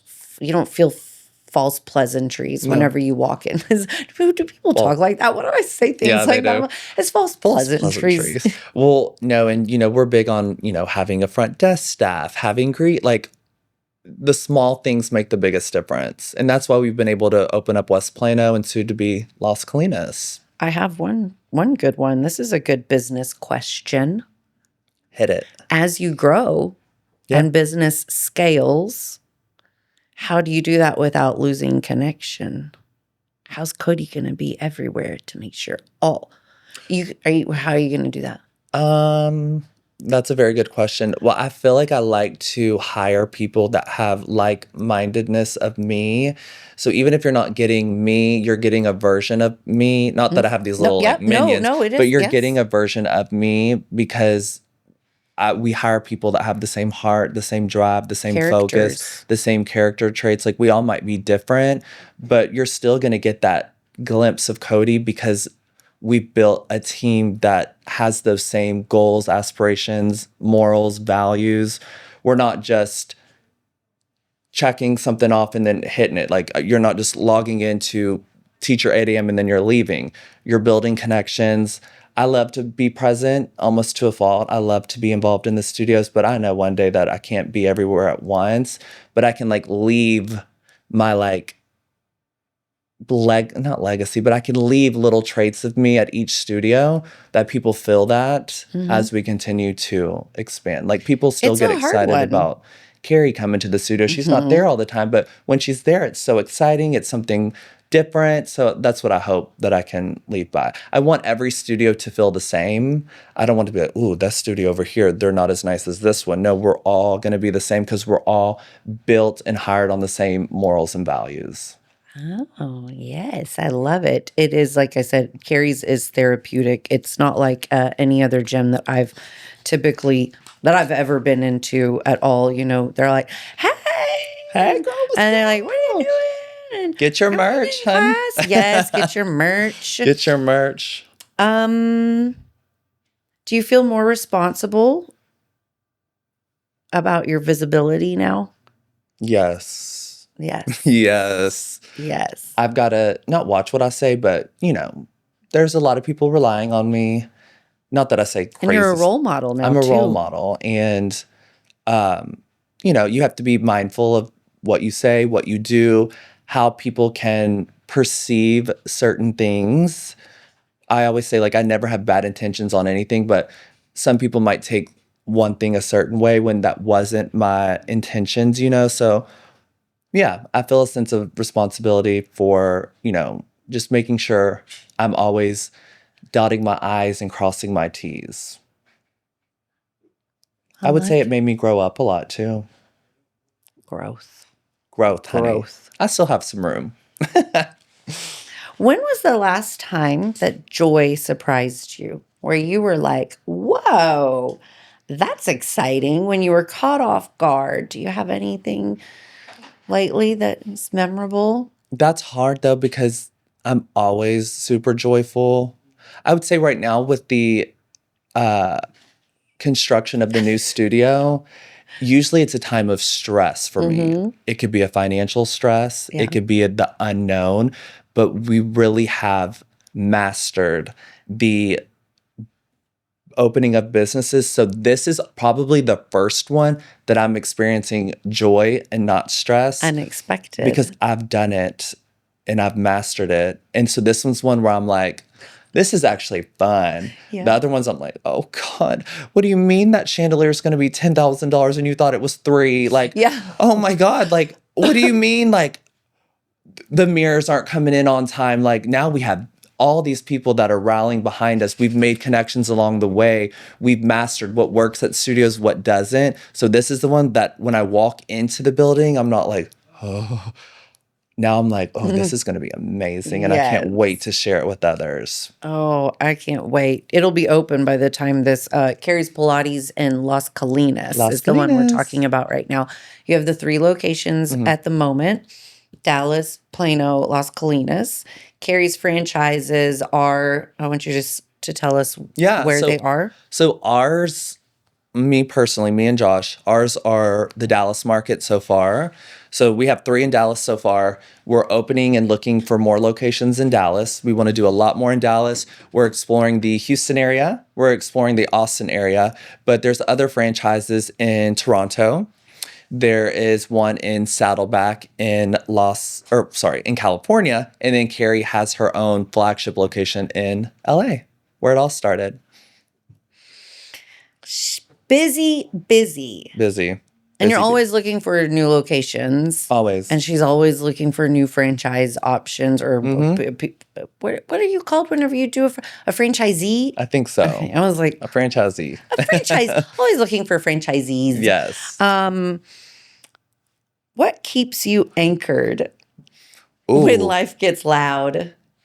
What keeps me anchored is, just my dreams for what I want it to be. Like when things get hard, or when you experience a slow season, or you experience, it could be anything, small, big, medium. What keeps me anchored is the overall vision and dream for the business. So when things get tough, anchor down.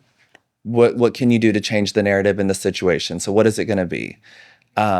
So I think just having a game plan, keeping your head on a swivel, don't let things happen. And then you have to always prepare for the worst and have a solution for when that time does come, you already have a solution for it. Preparation. Because I'm not the type of person, I'm not going to let things like get me upset and I'm not going to cry about it. If something happens, all right, meet me here, bring your cell phones. We're all calling AC units. We're going to find one. We've experienced AC outage. We've experienced all sorts of things. Trainers moving unexpectedly. What are we going to do with the schedule? But we always are prepared and ready to tackle anything. So that keeps me anchored. I love it. A game plan. And Josh keeps me anchored. Oh, game plan. Yes. Josh keeps me anchored. He always like, you're the face and the personality. I'm the behind the scenes person. Josh is your fiance. Yes. And we would talk more about Josh, but this is not Josh's podcast. This is Cody Carlson's This is mine. podcast. Hello. But we will mention, I mean, I did have a little bitty section of that with him in there. But what is one ritual that changes everything for your day? Like something that you feel that you do and you think other people should attempt to do it if they are trying to find structure, balance, the things that you thrive at, the things that you do, confidence, what is one thing that you could impart wisdom on other people if they aren't doing this in their day? Well, maybe a couple. One thing, I probably have a couple. Yeah. One thing for me that I love to do is I have not always been a morning person, but when we open up the 5 a.m.s, I was like, I'm going to teach them. It's going to teach me to get up early, start my day off surrounded by 18 people that are excited. So that uplifts me right away. It's a great start to my day. Then I'll take a class right after, sets me up, go home. I've already experienced so much in the day. I'm ready to hit that work day.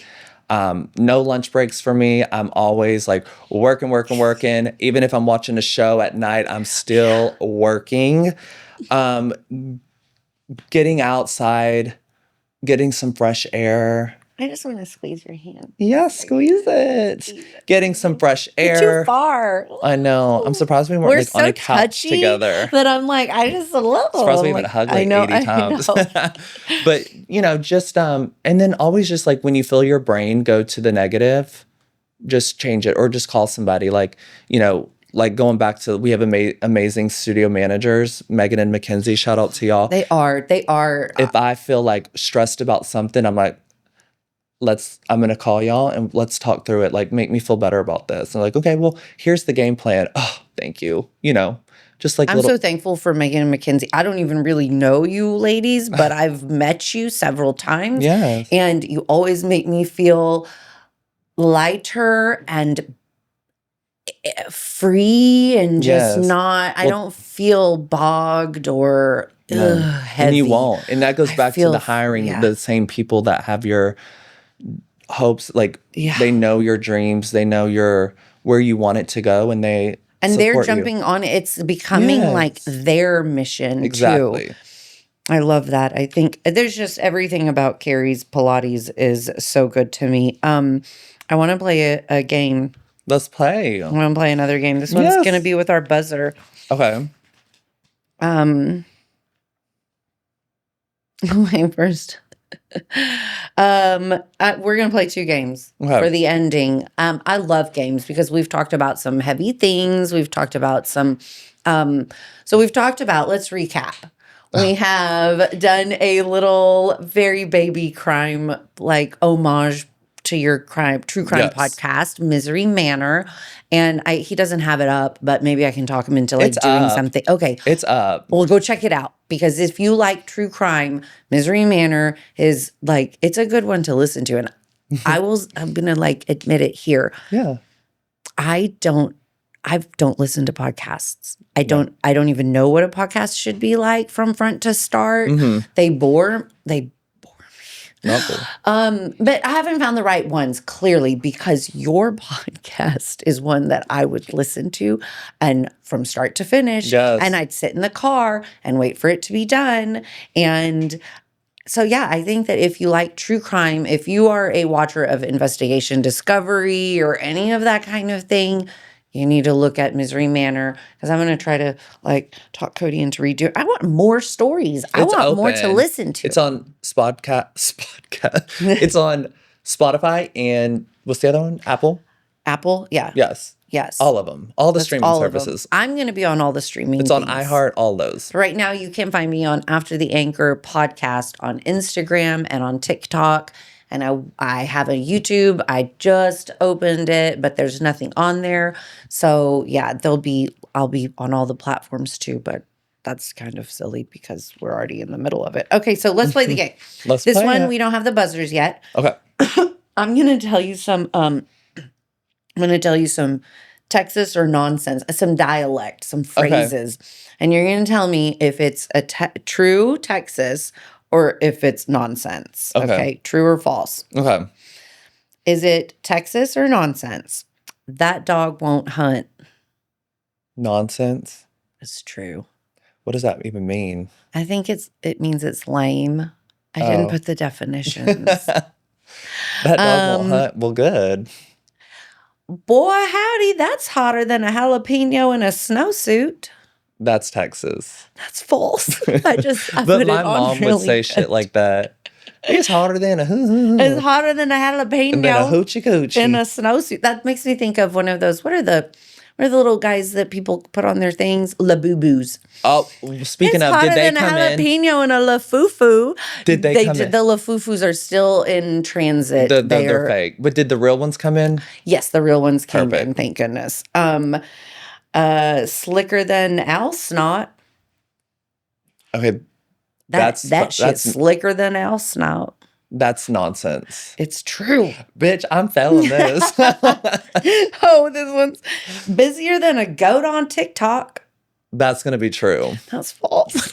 You missed them all. Okay. But I like that one. Here's a funny backup. If Texas had an official smell, what would it be? I want to know. Oh, probably beaver nuggets. Beaver nuggets. Oh, yeah. It would be. Or cow patties. It would be. It'd be Buc-ee's. Oh, yeah. But cow patties don't smell. Horse shit doesn't smell bad. Like when they're shitting in the streets, it doesn't bother me. No. Barns are nostalgic. But Buc-ee's has that smell. Buc-ee's does have you're in Texas. Yes. So yeah, when you see all the shirts, I always want to buy one. I'm like, I need to buy a shirt. I have to buy a shirt, a candle, a turkey sandwich, all that. Yes. Okay, we are going to be wrapping up like I had kind of mentioned, but I want to play another game. This one is, do you remember the game MASH in school? Okay. Mansion. It was like Mary. Oh, wait, it's like the little. There's an acronym. I should have it. It's like what you're gonna do in life. Yes, I remember that. How much you're gonna make and how many kids and things like that. Okay. MASH. I remember that. So this is my version. Okay. So you can grab a buzzer. Okay. Are we ready? Maybe one day I'll have like I even looked for what's Deal or No Deal. I looked for that one where it was like boom, boom, boom, boom, boom with the lights. Yes. I was going to try to find a sound clip. I Googled sound clips for game shows. I love games. This is what I got. I'm bringing y'all games because who doesn't love a good game? Yeah, and we're going to know about Cody. So we're going to give you your life. Okay. I'm going to read off. Okay. All right. Time for buzz or lose. I'll give you 3 options. When you hear the one you want, buzz it. But if you wait too long, you'll lose your chance. So there's a casino game called Deal or No, or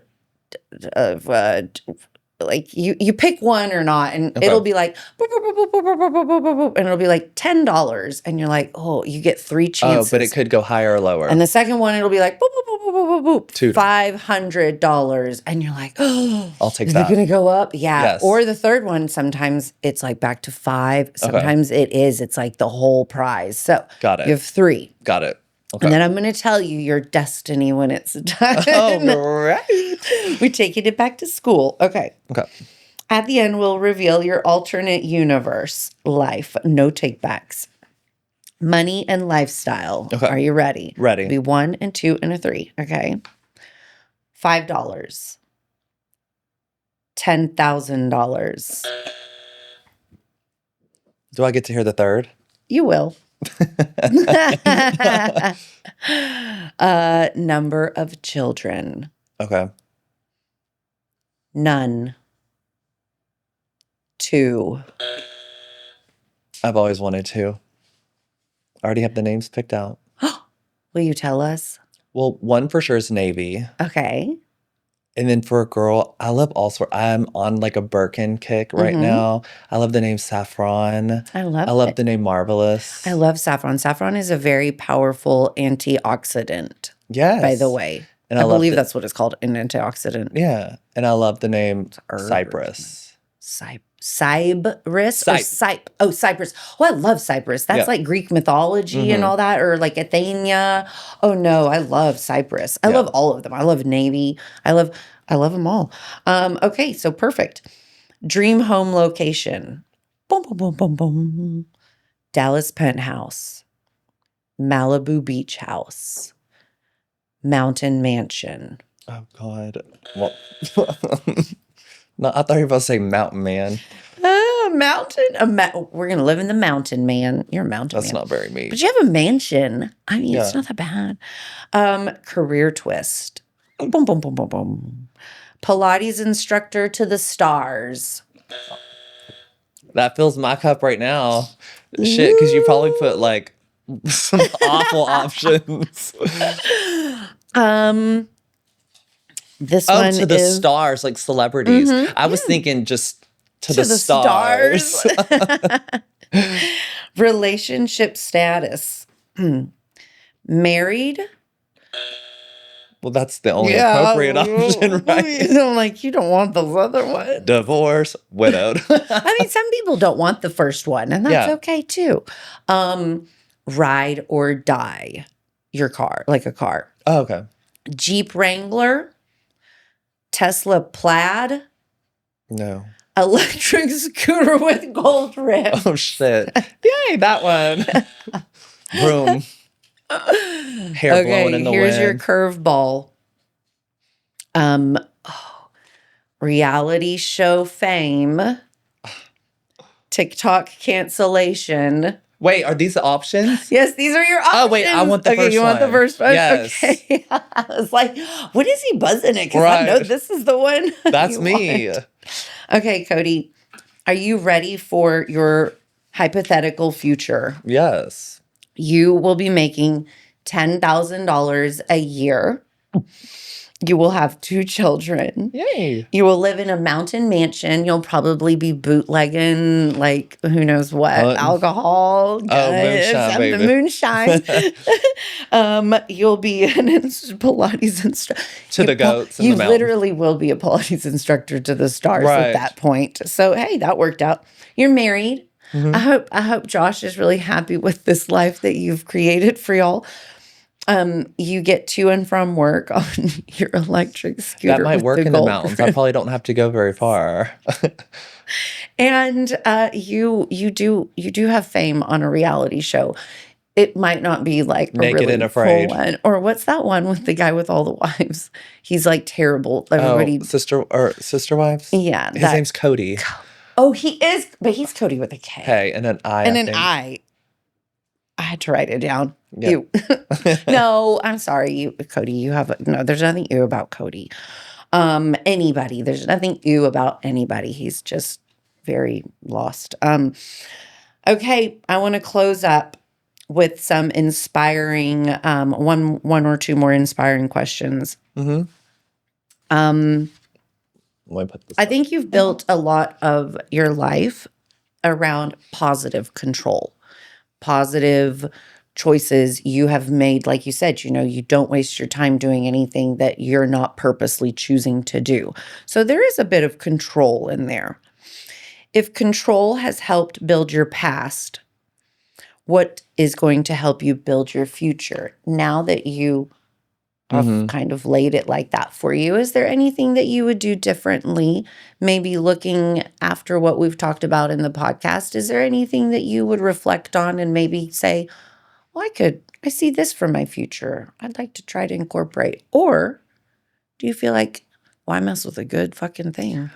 I always was a firm believer in don't fix it if it ain't broke. And it ain't broke right now, but I can learn to let people take control, like having more trust. Not that I don't have trust in them, just allowing them to do it. I'm not always going to be here, like physically, like in every location, but it just goes back to we're hiring the right people, hiring people that believe in your vision and are focused with you.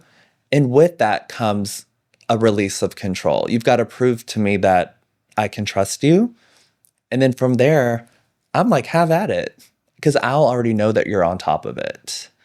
Sometimes having too much is not good for for yourself and for the people who you do give the trust to fly. Right. Because So it's, that's good. That's yeah. a good reflection. I like that reflection because I think it does hinder a lot of I'm not new to the business game. I've been around quite a lot of very successful men and women, and the ones that seem to struggle a lot are the ones that have too many jobs that they think they have to do all of them. Yeah. Because they are the only, but you have annihilated that one because you hire people that are a reflection of what you want And I in like life. to know like what's going on, but like communication is so important as well. Like I don't know what I don't know, right? So communication is very important as well. Yeah. Well, I want to wrap up and I want to Yeah. say thank you so much Thank for you. taking time out of your day.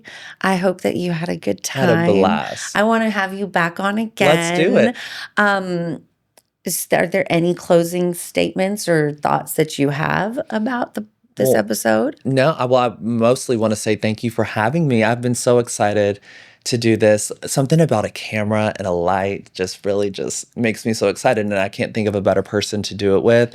I was telling Leslie before this, her and I just at your house, the conversations we have are a whole podcast in itself. We could sit, if we didn't have a time limit, we could sit here We till can sit 5 here p.m. till tonight. 5, It would yes. have gone on to many different loops. So I'm excited for this opportunity and then also to keep it going down the road.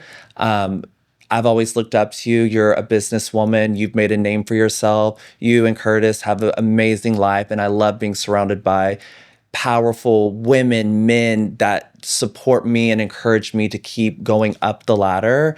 So you, your husband, Carrie, everybody in our lives right now have just really rallied behind Josh and I, and we are so thankful. You give us motivation, you give us encouragement, you inspire us. And even though you do go through a lot of, mental health, you've never let that get in front of your friends, your families. You've always, rallied around us the same we've rallied around you. So like to me, you're family.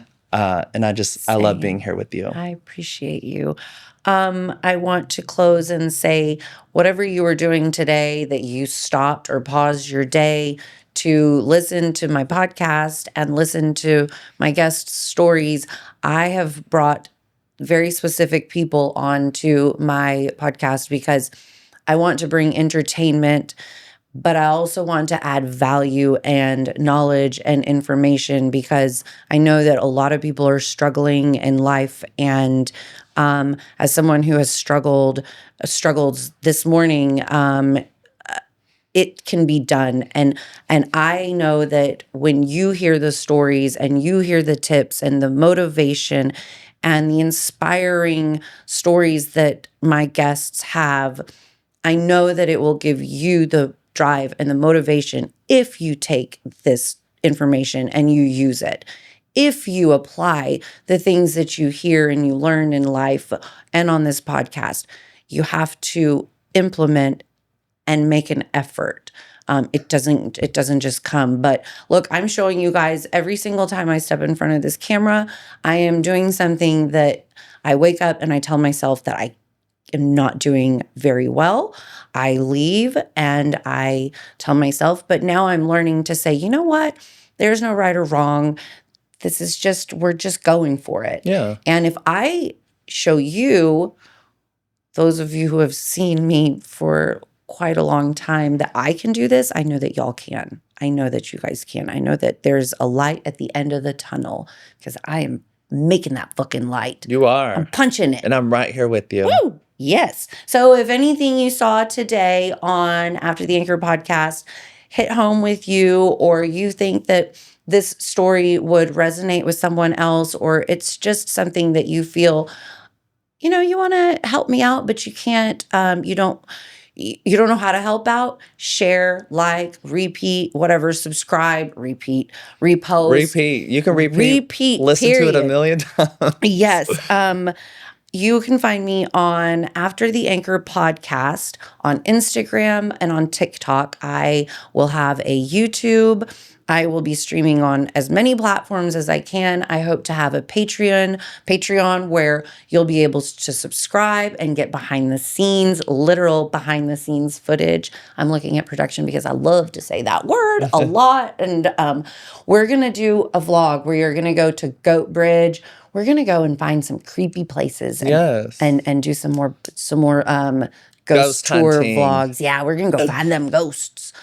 I want to see one. Can we wear a backpack next time? Yes, we're going to like Ghostbusters. That's what we'll do. No, I love it. Yeah. I'm excited. Well, thank you so much, Cody, for coming. And I pretty much have always stopped with a high five. We did it. We did it. That's it. We'll see you next time. Bye. Bye.